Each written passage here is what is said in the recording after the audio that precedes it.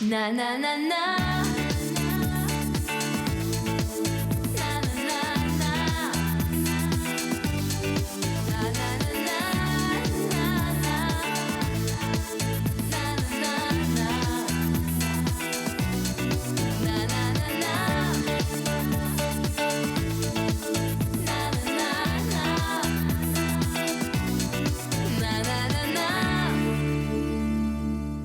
I don't really have much to say. I just wanted to roll that open. And no, we're going to talk about Pete Crow-Armstrong and really the evolution. You know, we keep saying, oh, he's grown so fast or he's adjusted so quickly. And I thought, why don't we go back in time and really just show everyone, including myself, because that's part of why I wanted to dig into it myself, to show you the strides that he has made over the years, going back to the beginning of his career till now and how we got to this point. So literally, I've said at times we've watched Pete grow up before our eyes. And so you look at a player who entered this league, got drafted in 2020, and this is someone now who is on pace for this kind of stuff. So if you go back to April 13th, 2025, you have got now 64 home runs. So this is the guy in 2021, the baby, who is now this man. So I don't know, you know, I look at him now and I think, look at how much, literally, that he has grown up. So just kind of having some fun there going down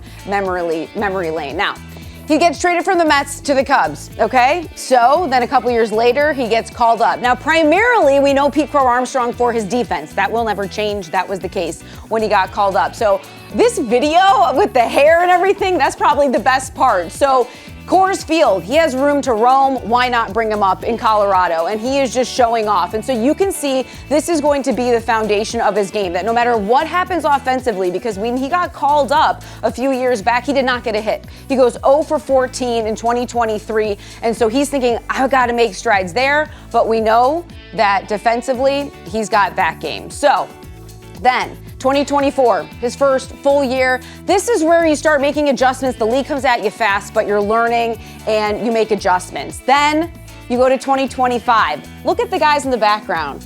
Judson Kelly, Justin Turner. So you got your hitting coach, you got basically player coach. He flies out. He's bummed. Don't be bummed, Pete, because the next day, Tyler Glasnow goes deep and he's not even done in this game. He gets 2 bomb skis. Oh, no big deal. This one's against Blake Trinan. And so the maturity, right? So he shows you literally him growing up, but now you're seeing the quick adjustments, which we know he is very good at making. And this is proving why. Those were the first 2 home runs of the start of that season to start it all off. So this is what we had pop up briefly. And you go back to April 13th, because that day with Dustin Kelly, Justin Turner, that was April 12th. The next day, the 2 home runs, and from there, he took off. So the power surge. This is where we start to see the power come. Maybe not to the level that we thought it would be at today, but it's there, and it's coming fast, because that's who Pete is. This is where you see the athleticism, the free swing. It doesn't really matter at this point if the ball is at his toes or above his head, because he's showing you that he can make contact and he can hit it hard. So he's starting to add this element to his game, and everyone is just really watching in awe, because this is someone who came into spring training talking about, I want to hit doubles. I'm a guy who I'm going to bring the defense every day, and I want to make sure if I hit doubles, this comes, so be it, but I'm not going to worry about it. Well, he's certainly not worrying about it anymore, because May 23rd. So coincidence? Call it what you will. Pete's never really said that, yes, the minute I moved up to the top of the lineup that I felt everything changed.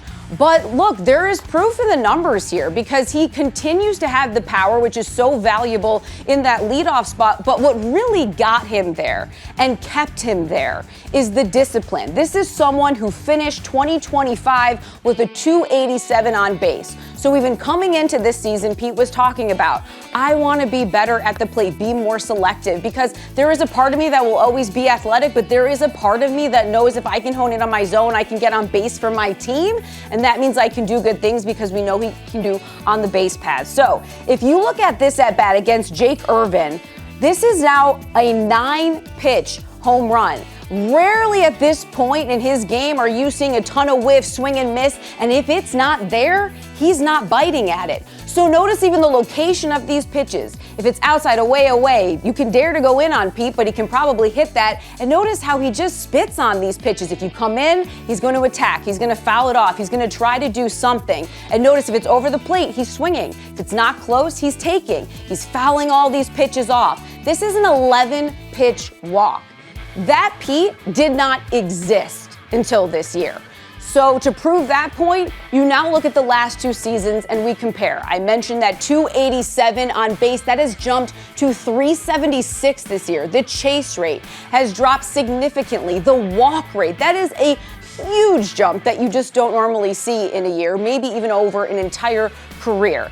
This is here to stay. When you can make changes like this, you are proving that you know your zone, you can stick to it, and now you found that consistency that he was searching for. So you add the power, you add the discipline. This is why you're talking about someone winning the MVP. And you're also talking about it because this man has a flair for the dramatic. I mean, I don't know if this counts or people want to count in the voting. I think you should, because I don't know who else can step up in the big moments like Pete has. This is now even a part of the game. Maybe we had seen flashes of it, but now the fact that you're getting it day in and day out, I think the best is how he enjoys it. I mean, he doesn't take these moments for granted. And so one after the other, this is just what he does. Whether he's tying games, he's winning games. He started this game with the home run. He finished it with a home run. It's off a lefty, which that was even part of all of this, how he's also hitting lefties in all of this. So this is now who you have. This is how he has grown up, and this is what he is doing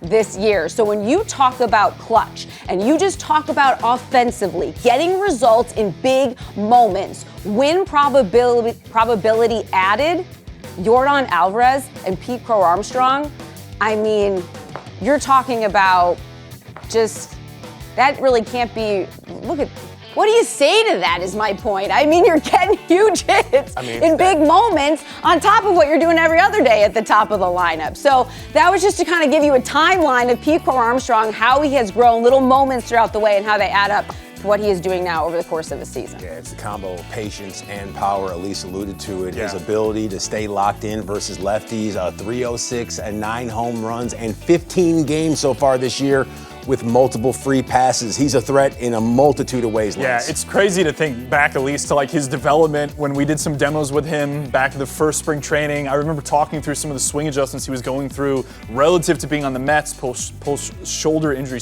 and to think he put every tool, like if you're reading the old prospect reports on him, it's like, well, we're not sure the power's going to get to it. He maybe chases too much, and we're not sure if he's an OVP threat, but he's a good defender. And I just feel like that, how good he was defensively, allowed him to have time at the major league level, at least in the lineup, where he was able to correct all the problems he pointed out. Yeah, learning quickly, quick adjustments, that's what this game is about. But I just don't know if he knew or we knew how quickly he could adjust and really just continue it, right? I think with the plate discipline, now you add that consistency, and that's really been the difference maker for him.